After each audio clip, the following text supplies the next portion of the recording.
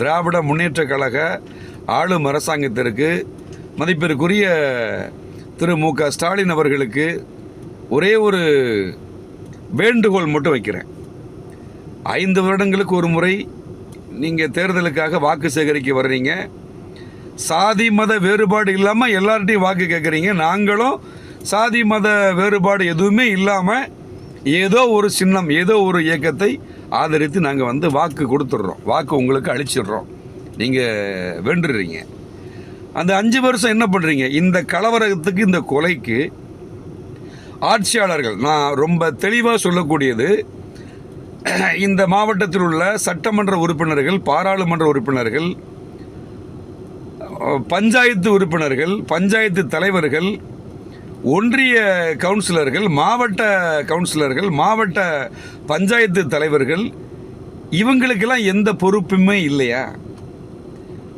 என்னுடைய நிறைய நான் பேசிய அளவுக்கு, நான் நிறைய பேர்கிட்ட இதை பற்றி ஆலோசித்த அளவுக்கு என்ன சொல்கிறாங்கன்னா, ஒரு தொகுதியில் ஒரு கொலை நடந்திருக்கா, சட்டமன்ற உறுப்பினரோ பாராளுமன்ற உறுப்பினரோ அல்லது மாவட்ட பஞ்சாயத்து நிர்வாகத்தையோ உடனடியாக பதவி முடக்கம் செய்யுங்க. அப்போ தான் வலிக்கும். ஏன்னா இது போன்ற சாதிய கொலைகள், வன்முறைகளை எந்த ஒரு அரசியல்வாதி, ஆளும் கட்சியாக இருந்தாலும் சரி, எதிர்கட்சியாக இருந்தாலும் சரி, ஒருவராவது அந்த பாதிக்கப்பட்டவங்க வீட்டில் இது வரைக்கும் கேட்டு நாம் என்னைக்காவது பத்திரிகை செய்தியில் படிச்சிருக்கோமா? நாம் எல்லாரும் சொல்கிற மாதிரி நான் சொல்லலை. திராவிட இயக்கத்தால் சொல்லப்பட்ட வார்த்தை பட்டியலினம், தாழ்த்தப்பட்ட இனம். அது போன்ற மக்களுக்கு ஏதாவது தவறு நடந்துச்சுன்னா நிறைய பேர் கொடி தூக்கிட்டு வருவாங்க. அவர்களும் உயிர்கள் தான், நான் அவங்கள குறை சொல்லலை. உயிருங்கிறது, உயிரை எடுக்கிறதுக்கு எவனுக்குமே ஒரு உரிமை கிடையாது, அருகதையும் கிடையாது, அது இறைவனை தவிர. அப்படிங்கும்போது உயிர் பலிங்கிறது ஏற்றுக்கொள்ள முடியாதது, அது நடக்கக்கூடாதது.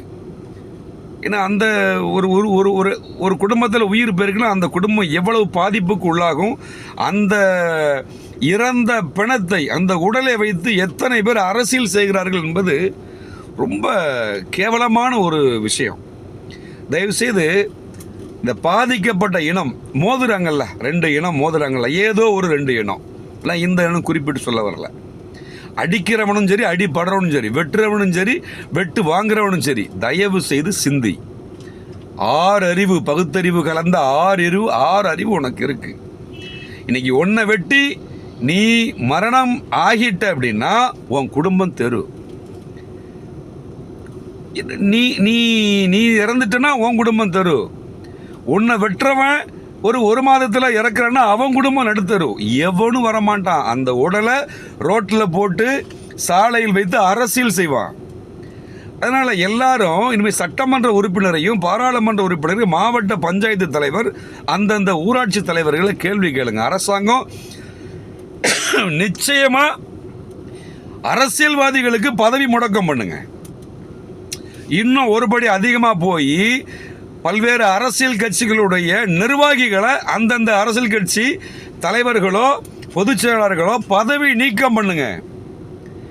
உங்களுக்கு அதாவது பொது சேவைன்னு வந்துருக்கீங்க. பொது சேவைன்னா என்னது? உங்கள் குடும்பத்தை முன்னேற்றுறது. நீங்கள் ஏதோ பாரம்பரியமாக நீங்கள் பணக்காரர்களாக இருந்தது போல, செல்வந்தர்களாக இருந்தது போல, மன்னர்களாக இருந்தது போல நீங்கள் பணம் சம்பாதிக்க, சொத்து சம்பாதிக்கிறதுக்கு அரசியல் கிடையாது. மக்களுக்கான அரசியல். மக்கள் தேர்ந்தெடுத்து உங்களை அதிகாரத்தில் அமர வைக்கிறார்கள். இது போன்ற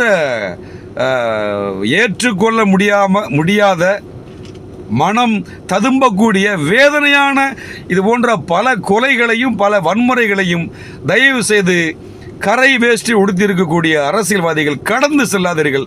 நாளை உங்கள் குடும்பத்திற்கும் இது நடக்கும். நடந்திருக்கு. பல அரசியல்வாதிகளுக்கு